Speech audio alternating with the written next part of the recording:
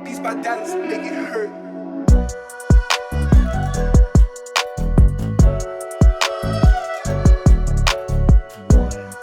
Hey, welcome in.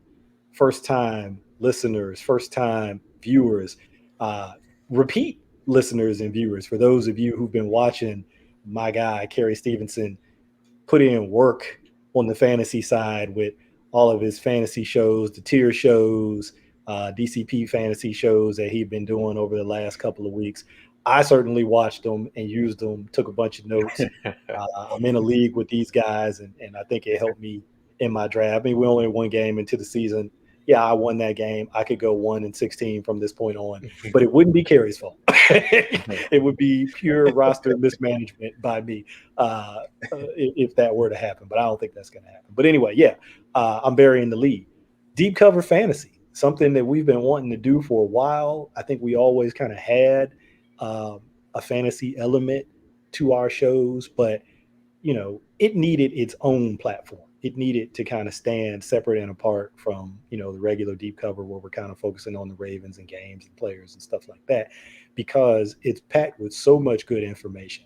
We want it to kind of have its own stage and not get kind of buried in a hour and a half podcast at the end, because that's an injustice in my opinion. It's wrong, and so we're going to right that wrong from here on out. So as always, joined by Chris Aguilera, Kerry Stevenson, it's me, Mike Crawford. I'm going to be now handing the keys to the car over to Kerry because Lord knows you do not want to take any fantasy advice from me on any level, season long, DFS, you name it. You do not want to take it from me. So I'm gonna take my spot in the back seat and leave it to Chris and Kerry to drive this thing. So Kerry, it's all yours, man. See, Mike is so humble and gracious, and he's also playing possum because he won our DFS little league that we do on DraftKings. He won this week, and he had Pure a luck. great Pure luck. lineup. Cash some things out, but he's gonna stay on the humble side, man. So we gonna let him rock, but we're not gonna let him rock too much, because I gotta redeem myself, this coming week. No You know, doubt. No doubt. I'm jumping on this one this week. I missed last week's. I was a little negligent, but this week I already got my lineup in there. I'm feeling confident about it. Yeah, I'm not feeling confident. I felt good in week one. I felt like I had a pretty good lineup going into week one. I don't feel as confident this week because for me, I think week one, almost like the NFL season, right, where teams you kind of have that extra time to prepare for that first week opponent. I feel like you kind of have that extra time to prepare for week one in fantasy, especially DFS, because the salaries are out for a while and people are like chopping up and dicing those things up any way you can think of. And as the season goes on in DFS, the pricing becomes more aggressive, right? Sometimes it's kind of inefficient early on in the season, and if you can take advantage of some of that, you can get some early wins, but it doesn't last long, and they start to adjust that pricing relatively quickly, and that's when the sharps like you guys take over, and the broken clocks like me once twice a day. We're right twice a day. We lose our shine as the season goes on. But I'm gonna enjoy that week one win because no guarantee I'm gonna get any more. So I'm gonna enjoy that one. But um, I'll before I push it back to you, Carrie, I do want to throw this in just so we don't I don't forget to say it later. Um, there's a sponsor, y'all. Maybe you didn't know that. Hey, new things happening all the time around here. So, uh, flavorcupcakery.com. That's right. Flavorcupcakery.com. It's spelled exactly how you hear it. And as the name implies, they do cupcakes. But they do more than cupcakes, man. I was just looking at their website the other day. They got all kind of desserts, right?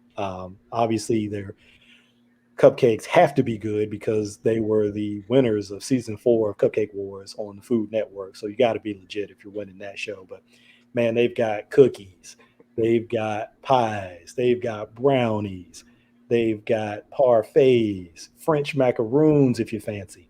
Um, all of that stuff out Pup there. cakes for the Pup doggies. cakes, pup cakes for your dogs, man. If you into that thing, get your dog a pup cake, man. Make your dog happy. Um, they're located in Maryland, but for those of you listening who aren't in Maryland, it looks like they can do.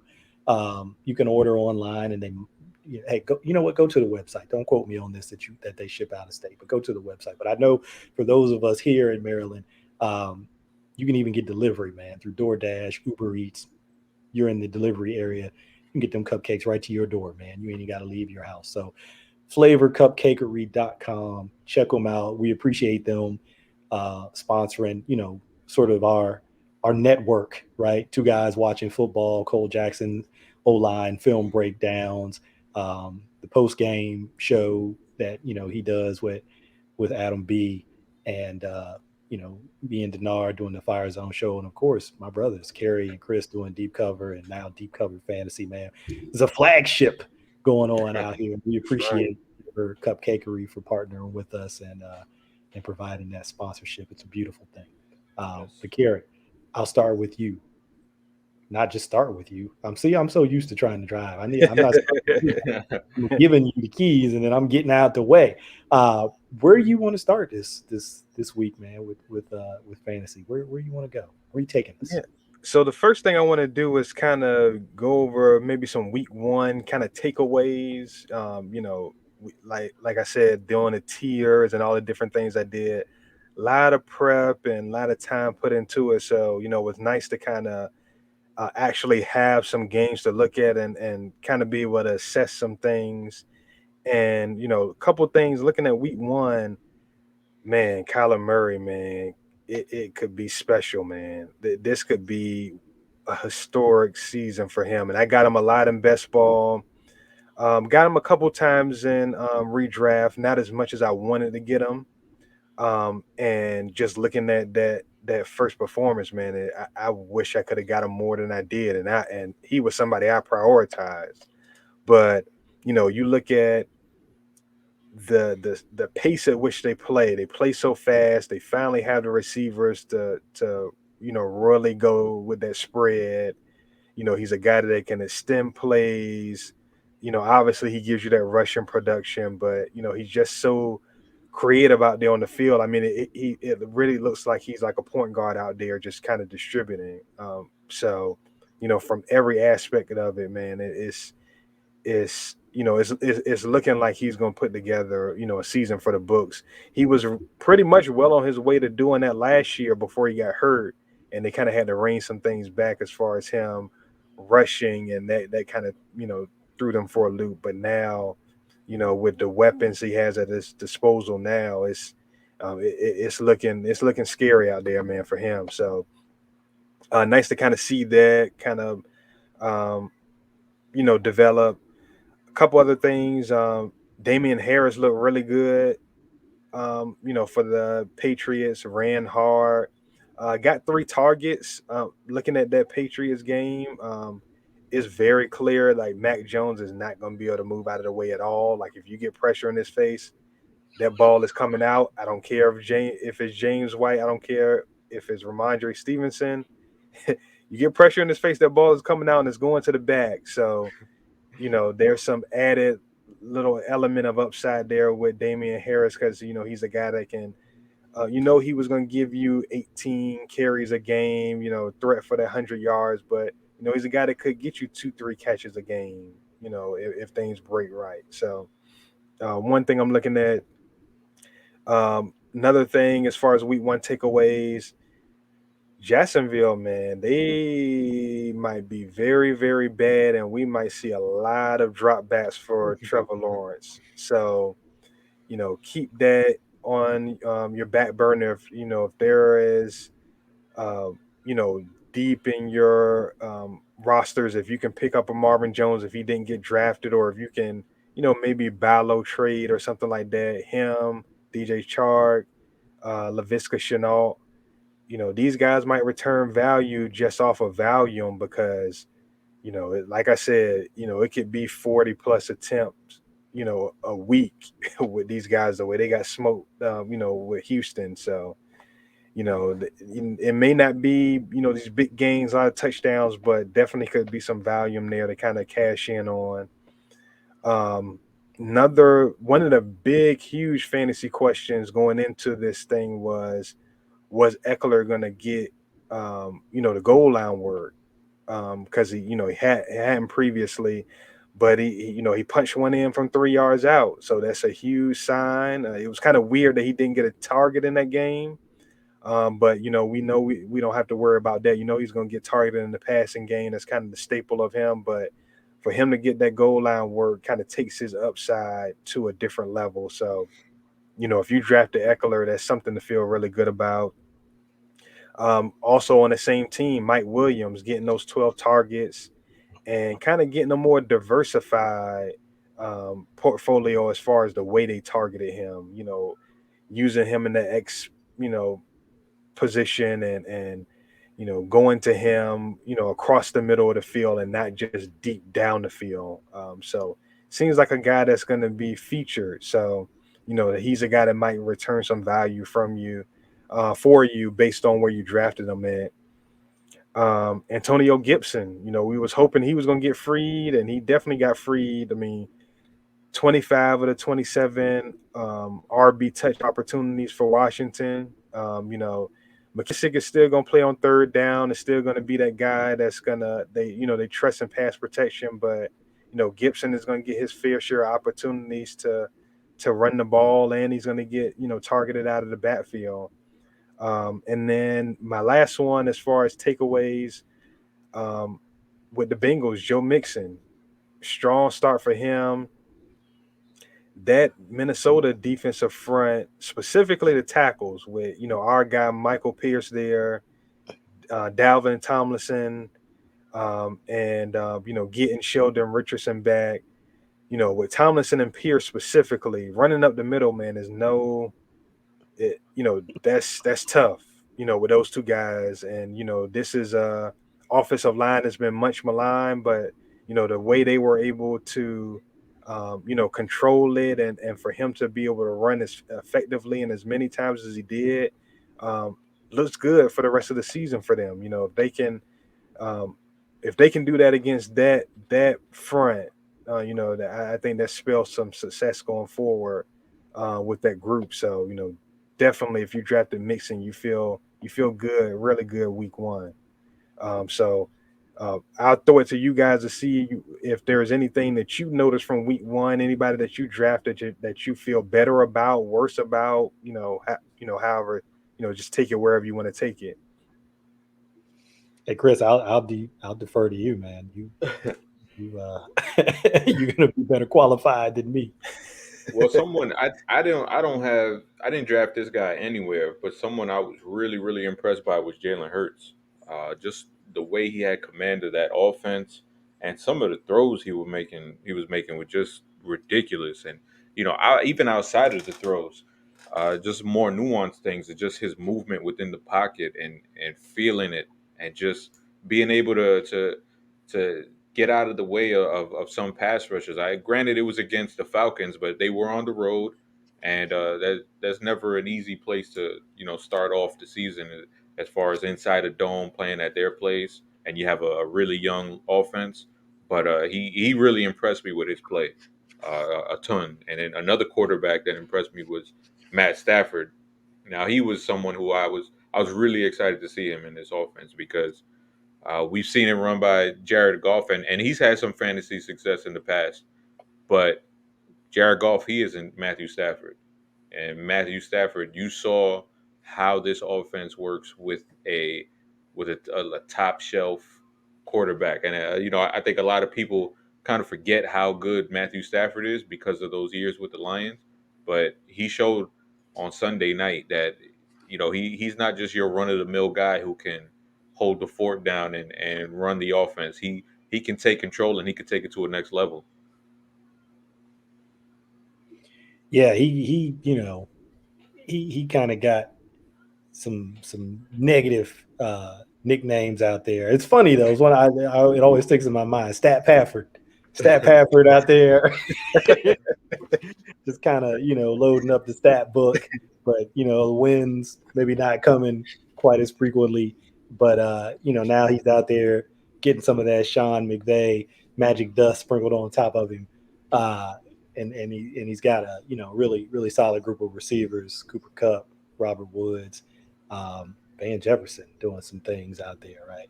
So yeah, I was excited to see Stafford in that offense too because I'm messing around with the Stat Pafford name, but I remember having to watch. Who did we have to watch this was back when I was in the scouting academy? I think it was the first time I did the scouting academy.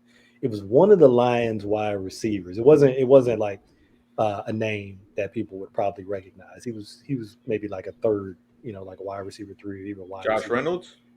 No, his name is really escaping me now. But we had to watch him because what they would do was they would give you guys who were going into their free agency year to evaluate, right? Because Dan was sharing these reports with teams.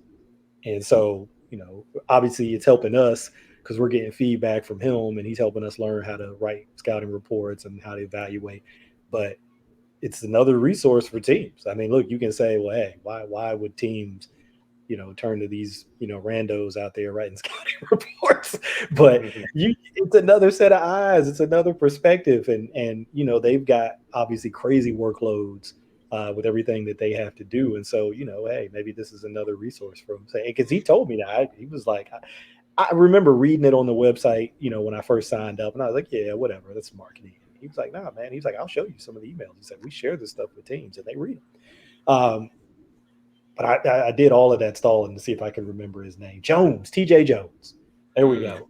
Oh yeah. There we go. I think it was TJ something. I don't know if Jones was the last name, but I think that's who it was. But I remember having to watch him. And obviously, if you're watching him, you're watching Matt Stafford.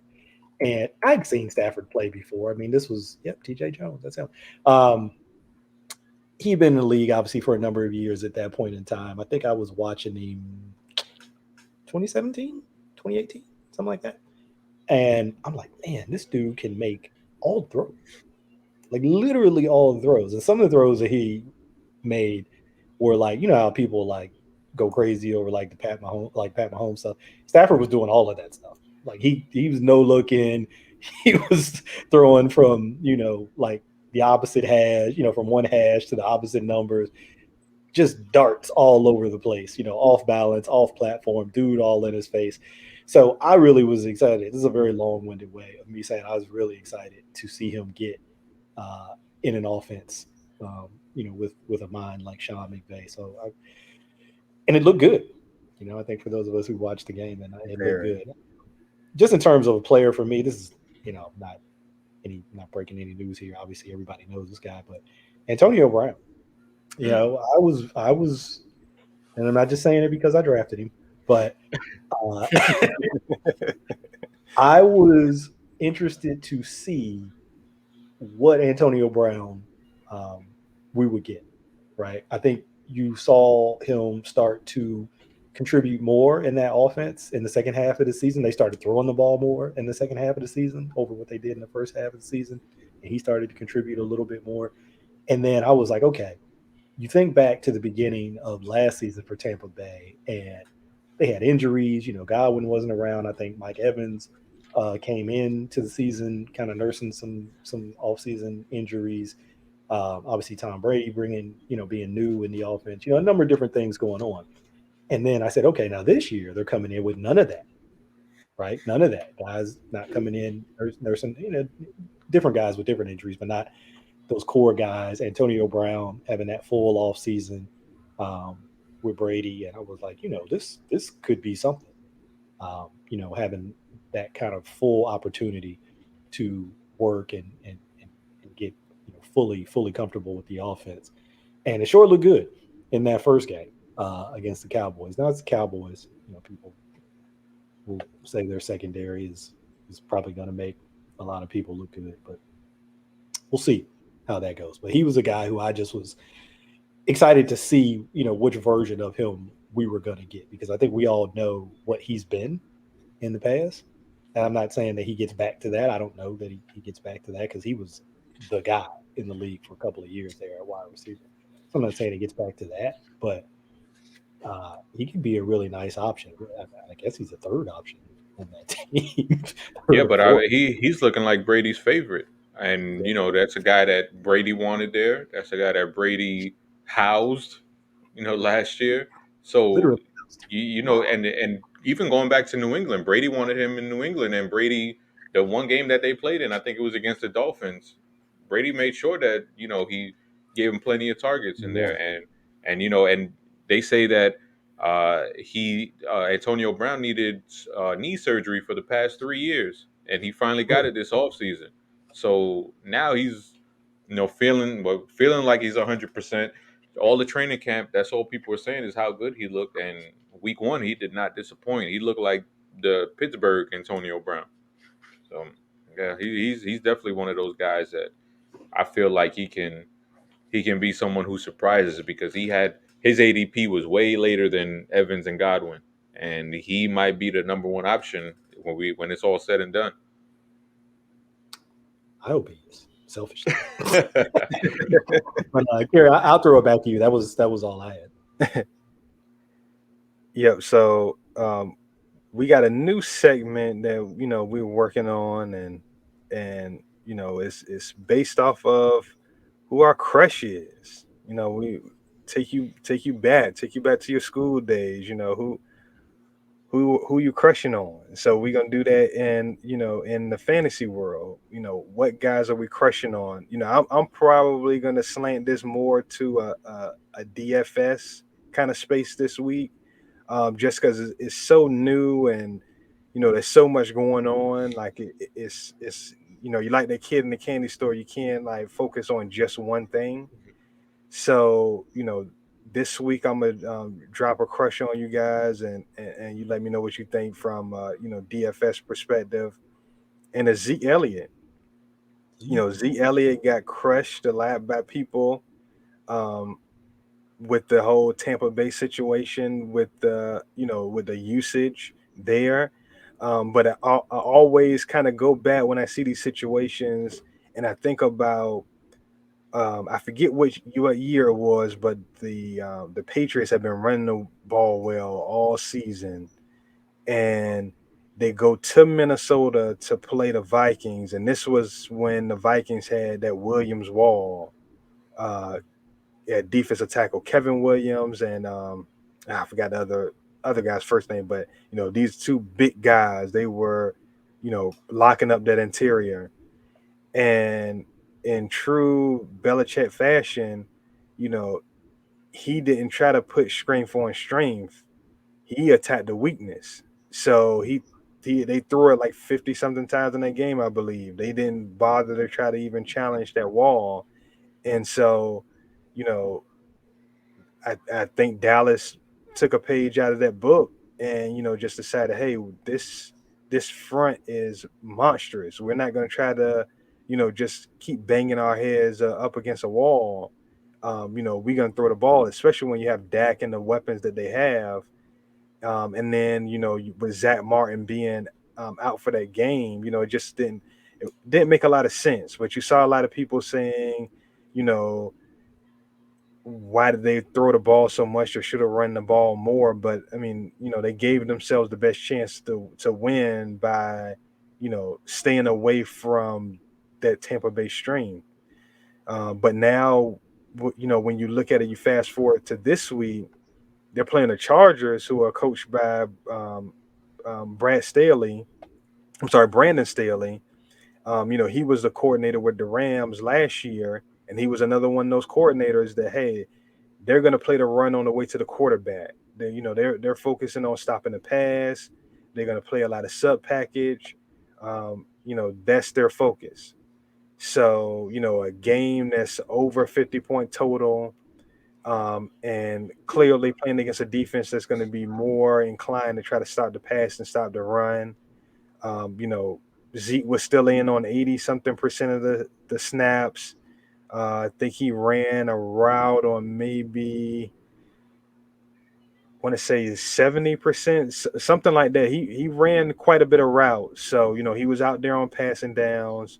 And so now you got this, potential shootout with this defense that is not going to be as focused on stopping him as they will be on stopping Dak and their passing offense. And I think this is a perfect opportunity. 6,200 on DraftKings for Zeke Elliott.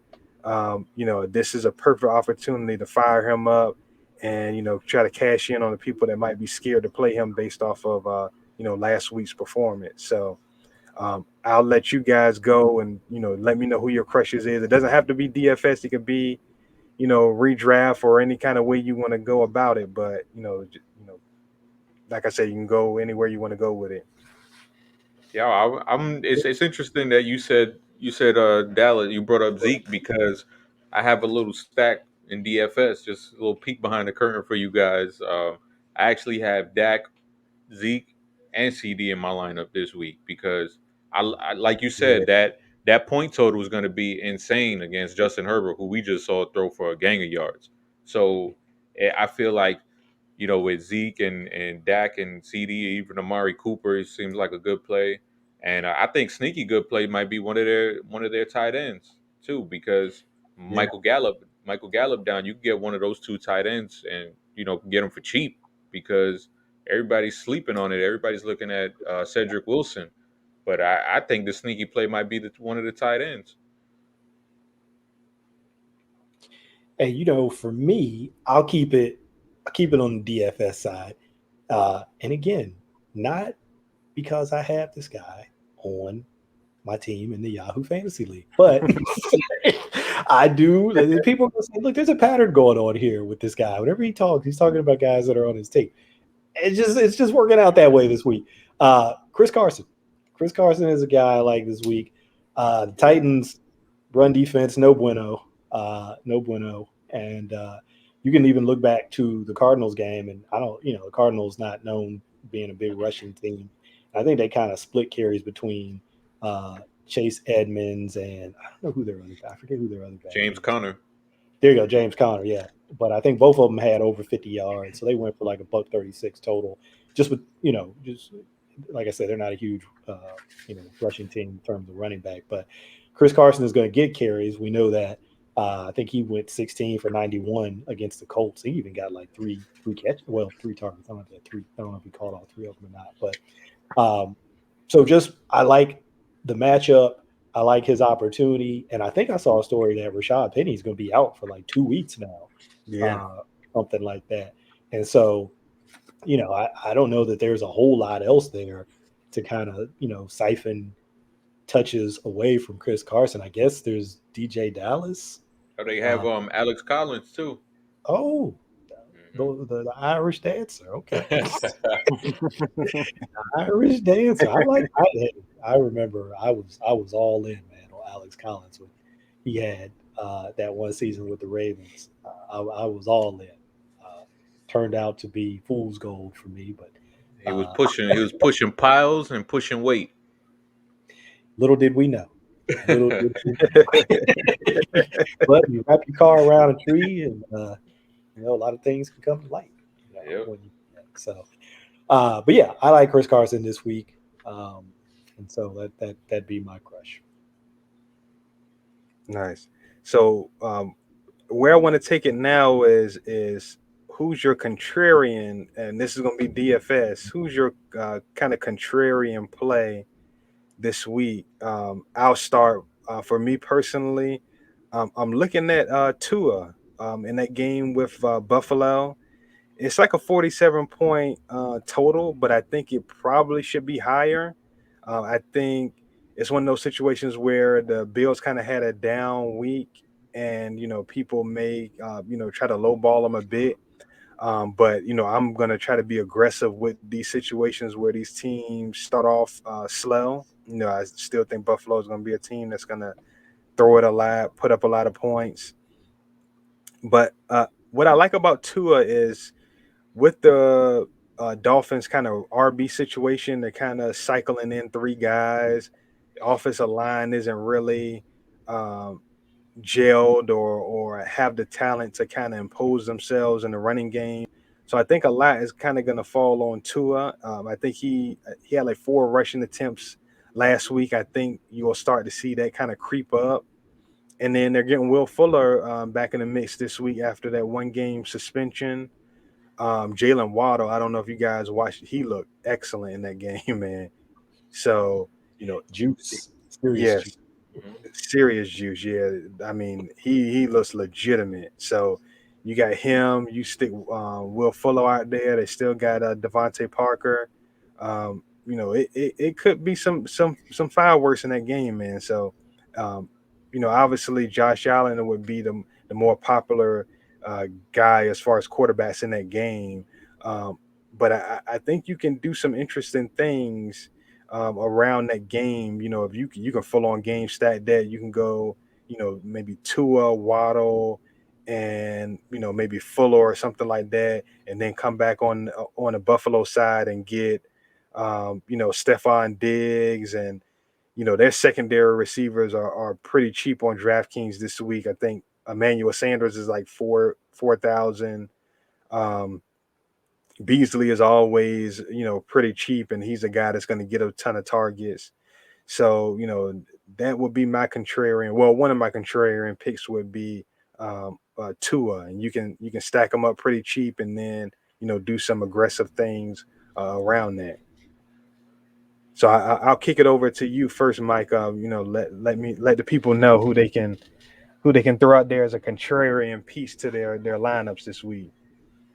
Okay, this might not be that contrarian, but I'm going to the tight end position, and so he's not one of those household names that you think of necessarily at the tight end position. But I'm going with Noah Fant. I like Noah Fant this week. You talked about Jacksonville a little bit earlier, and just how bad they could possibly be, right? And how they could be having to drop Trevor Lawrence back a bunch. I don't know if this game shoots out or anything like that, but I think that um, you look at what Houston was able to do against Jacksonville in that first game, and obviously Brandon Cooks had a big game. I don't think their tight end Jordan Akins, I don't think he did a ton of work, but they had other guys, kind of inside guys, who were finding a lot of space in the middle of the field. Danny Amendola, I think, had 4 or 5 catches and got a touchdown at that point. So Yeah, he did. I think there's some opportunity there in kind of that soft underbelly in the Jacksonville coverage. And I want to say Noah Fant. I'd have to look it up. Don't quote me on this because I don't have this stuff off the top of my head. As you can see, I'm not as prepared as Chris and Kerry with notes or anything. But it looks what he had 8 targets. Yeah, he had 8 targets against the Giants. And I don't know. It'd be interesting to see what you guys think about this with Jerry Jeudy getting hurt and being out. Obviously, they still got KJ Hamler's there, Cortland Sutton. You guys talked about him earlier. Tim Patrick is there. So they got other guys who could maybe, sort of divide up Judy's targets. But do you think maybe there's a little bit of a bump for Noah Fant? But I don't know. But I do like him this week against the Jags. 4,200 in DK. I definitely think you could see a bump for Fant, and specifically because of how they use him.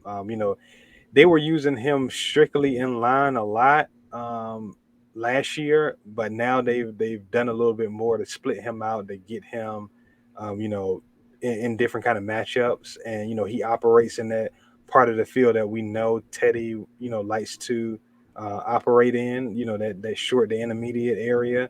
So he's definitely and that's a stack I like to put together. It may make an appearance, in a certain league, this week.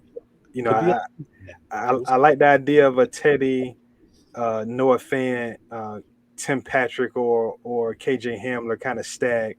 With a run back of maybe one of those Jacksonville receivers.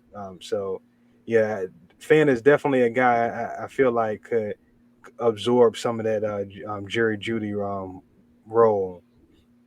Ever since Chris mentioned landmines, now I'm thinking every time you guys mention plays, it's set up. These are not real plays. It's on my mind. He planted the seed in, like Inception in my head. Now I can't get it out. Go ahead, Chris. My bad. No, it's funny that you say that because that you went with Noah Fant because I'm going with Tim Patrick because he's a guy that you could get that's really cheap. Right now he's at 4,600, and that's you know that's bargain shopping right there. Yeah. So, and he's a guy that we've seen do it before. We saw him do it last year when Sutton went down. He was able to have some fantasy value, and he's going to slide right into that role, and he's probably going to be the number two option.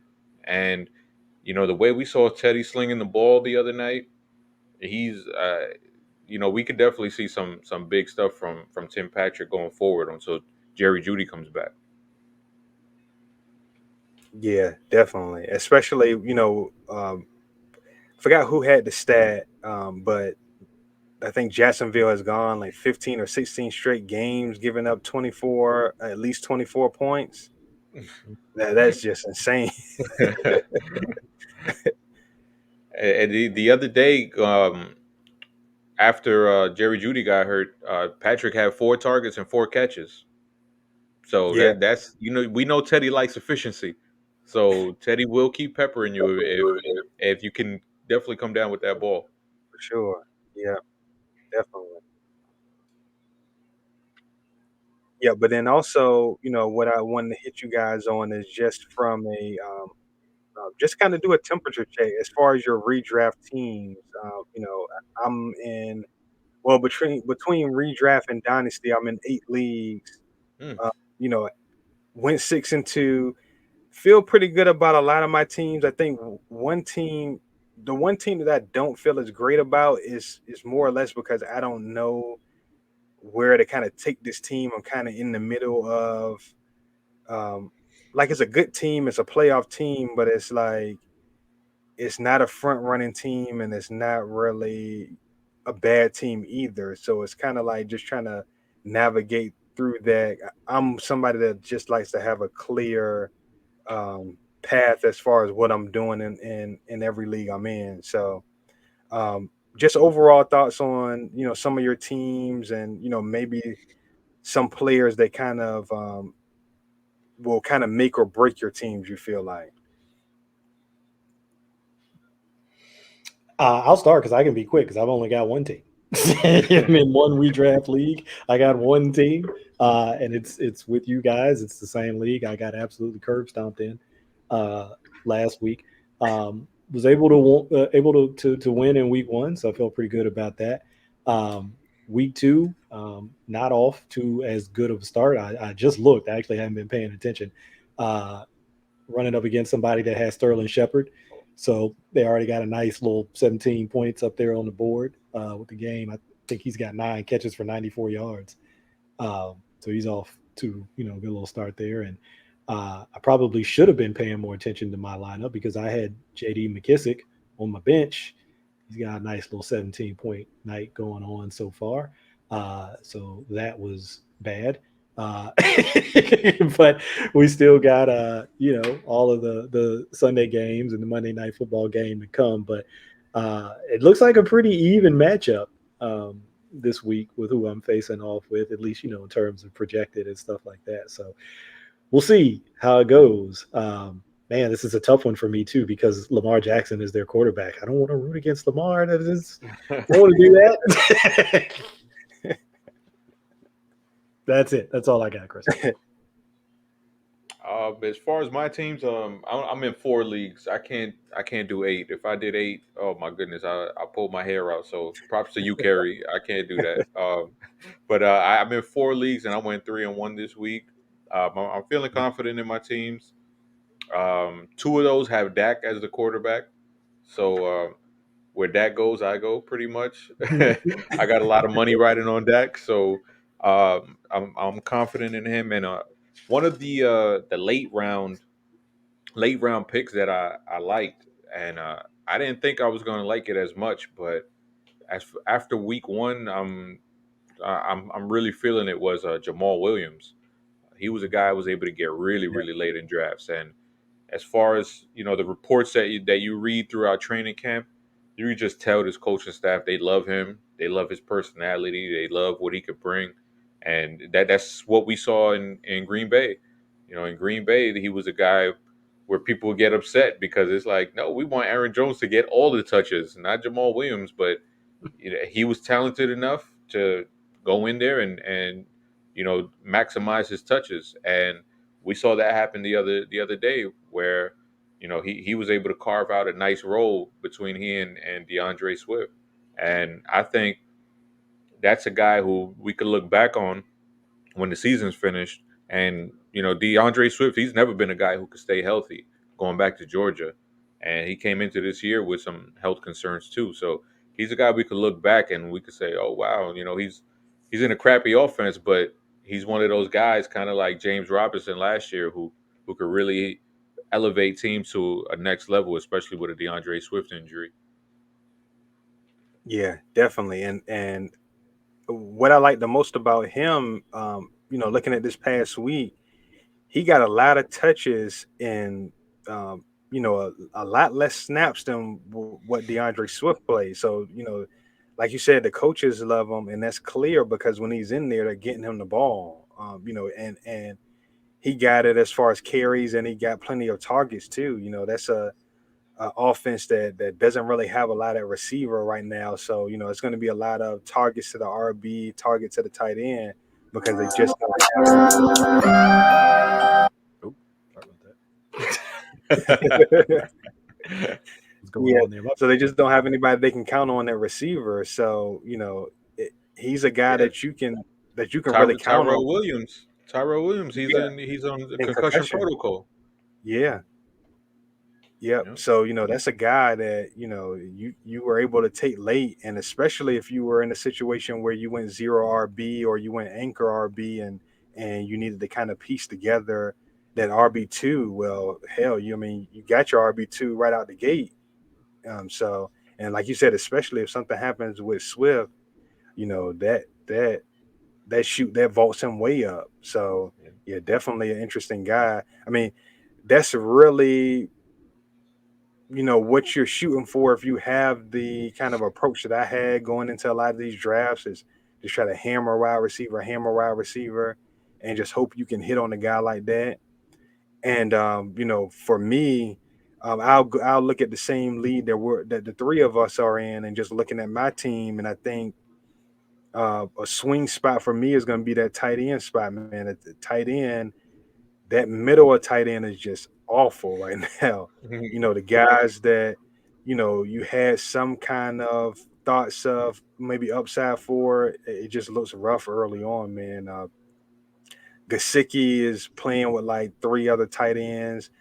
I was kind of out on Gesicki anyway, but I could understand people being in on him, just because of that athletic profile. Like, he's a guy that, as far as flash plays, he can get them with any of these guys, the Wallers, the Kelseys. He's that kind of athlete that he can outsplash any of those guys.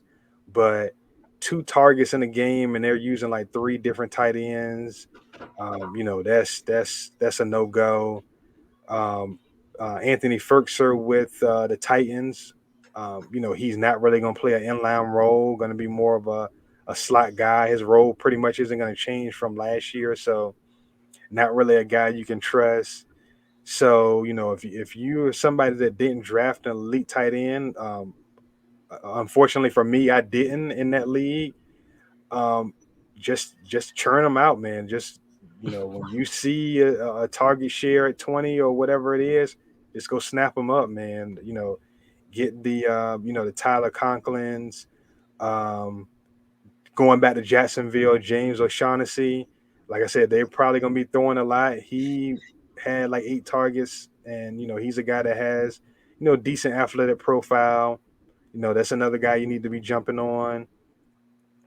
Keep an eye on Troutman and Jawan Johnson with the Saints, see how that whole thing shakes out. But, other than that, just be willing to be flexible and come off of these guys. The worst mistake you can make is holding on to guys too long. When there's other opportunities that show themselves, and that's what comes with being prepared and everything. For what could come. I have to get both of you guys' reaction on this. When it broke, I don't know if you guys have Trey Sermon in any of your leagues, but I mean, how surprised was it for him to be a healthy scratch after like him getting all these first team reps going into it, man? That was crazy. I couldn't believe it. And there was one team that I think had Odell and him in my starting lineup, and I was out, and I was like, "Oh, damn it, I got to switch these guys out." And but I was alleviated with it because I mean, you're never happy when somebody gets hurt, but when you see Raheem Mostert go down, you're like, "Oh, damn, Yeah, I got Trey Sermon." yeah, that And happened for him. and I think the Elijah Mitchell stuff. I mean, I think he'll be mixed in too, but they took Sermon way too high for them to just be like, all right, Elijah Mitchell's our guy. So I think Sermon is the workhorse of this group as much as a workhorse could be in a Shanahan system, because we know he never has a real true bell cow. But I think he's going to be the lead guy out of this duo. Yeah, I was surprised to see him as a healthy scratch too, just because of, like you said, Kerry, what we had seen during the preseason. I thought that was going to carry over, and then you see that news, and you're like, "What is going on here?" But yeah, it's going to be interesting to see what they do, because now Mostert's out. Before that, Jeff Wilson was out. Elijah Mitchell did a little, did some things in that game. JaMycal Hasty's out there. I'd like to think Trey Sermon, can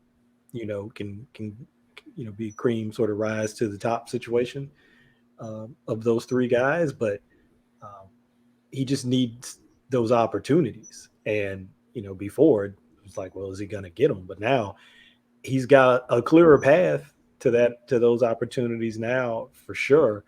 And, I think the more that they sort of use Trey Lance in those different packages, that's just going to be the tide that lifts all boats in the running game. And I'm just hoping that Sermon is on the field for some of those packages with Trey Lance, because it's just going to create opportunities, different kinds of opportunities for whoever that back is who's in those packages. And if, they get the ball, because we've seen it here. Obviously, nobody knows better than Ravens fans the impact when you have a quarterback who is a legit run threat that can have on defenses, and what it can do for running backs, because everybody's eyes on defense goes to that quarterback run threat, and it just sort of opens these little creases, and that's all it takes, right? That's all it takes for you to have your eyes on a quarterback when you're supposed to have your eyes on your key, whatever that is. Offensive lineman, tight end, if you're reading backs, your back keying, whatever that is. And now you're looking at the running back, and then split second, just like that, you're getting creased and somebody's out the gate. So I hope that he's on the field for those kinds of packages, those kind of opportunities, because I think you could see him rip all. I mean, even if he's not, even if he's out there with Jimmy G, I think, obviously we saw what kind of runner he was in college. So I think he's still going to be fine. But man, you just get a different level when you've got that legit running threat at the QB out there when you're on the field for some of those plays. Yeah, definitely. I tell you what, the key is going to be, and this is what we're going to have to do. Might have to do some research, get a Twitter detective on it, or whatever the case may be. The game is in Philly this week. We have to find out if Orlandis Gary or Mike Anderson live anywhere near Philadelphia. Because, you never know what a Shanahan, they just changed their mind so much about backs, man. They just, they make, if Terrell Davis is broadcasting the game or something like that, and Shanahan gets a look at him and say, no, this is my lead back for the day. Sorry, Elijah Mitchell, you got to sit. I'm going with TD this week. And they signed Kerryon Johnson, right? Didn't they sign? Yeah, to the practice squad. Yeah. Yep.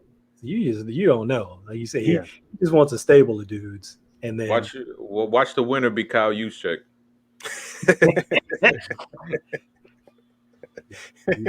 we know, just we're like father, like son. You just said it. They just like having that stable back there, and who that guy is gonna be. You just don't know. And it makes sense from a standpoint of, he knows what his system is, and he knows he can churn out production, in that system. But then you look at, having the Mostert, and then, Elijah Mitchell was the one that got that first run last week. To have that level of speed, to have that element that, hey, in my offensive design, if I can put a guy with 4.3 speed back there, there's a pretty good chance that we can rip off some long runs, you know, with the guy with the speed of a Mitchell or the speed of a Mostert. So, I definitely get that element of it, but it was, still just shocking to see that change. But apparently, from what I heard, they kind of blocked the beat writers and everything from kind of watching practice over the last week or so before the season started.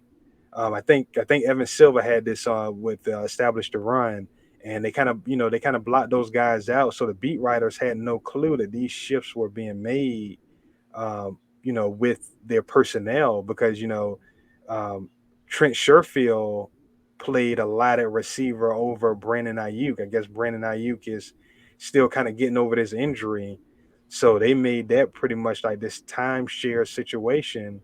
And even the beat writers covering the team were kind of shocked in both instances, because they weren't privy to the last week or so of practice. I don't know that I've heard that before, where they kind of freeze out the team, kind of freeze Right. out the riders, and don't let them watch at least the portion of practice that's open to the media. Yeah.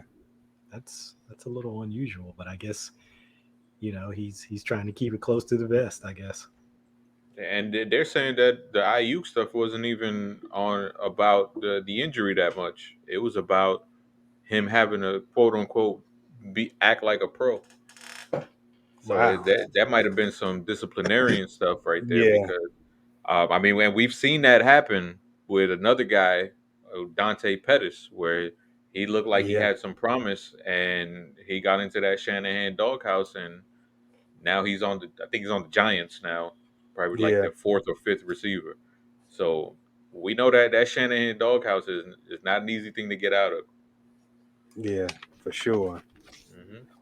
Yeah, but I think we hit pretty much everything I wanted to hit. I will say, we'll be, doing more of these shows, and, having some more different content. I would say a couple things. If you have any um, topics you want us to hit, any questions you might have from a fantasy standpoint, hit us up on Twitter. All our ads, and hit the Deep Cover Pod Twitter feed, for any questions or anything. And then also, definitely want to do the Fix Your Team segments this year. So, you know, whatever it is, redraft, if it's dynasty, if you have a team that you're kind of struggling with, trying to figure out where you want to move with the team, and trying to get back on the right track. Send that to us, man. We'll give I'll do a thorough breakdown of the team, and kind of give you some steps to kind of fix your team. So unless you guys have something else, man, I think we're good to kind of cut it here. Now, the only thing I would say is just a game update, right? We're recording this Thursday night. If you're still up and watching the game, apparently you got a pretty close game on your hand, 29-27. Giants up on the football team, 2 minutes left to go in the fourth quarter. Um, like, I said on the other pod, I am just a fan of good football games, entertaining football games. So, there might be a little something going on here with this one in the last 2 minutes. Yeah, shout out to everybody that has Terry McLaurin right now, because he's going off today. So and good luck to everybody in their fantasy seasons too. I like when people make money. So good luck to everybody. Absolutely. Absolutely. Hey, we want to see everybody win out there. Yes, sir. So that's gonna be it. That's for the first official episode of the Deep Cover podcast, fantasy edition. But this is the first of many. So stay tuned, and we'll be back at you soon. That's right. Get that money.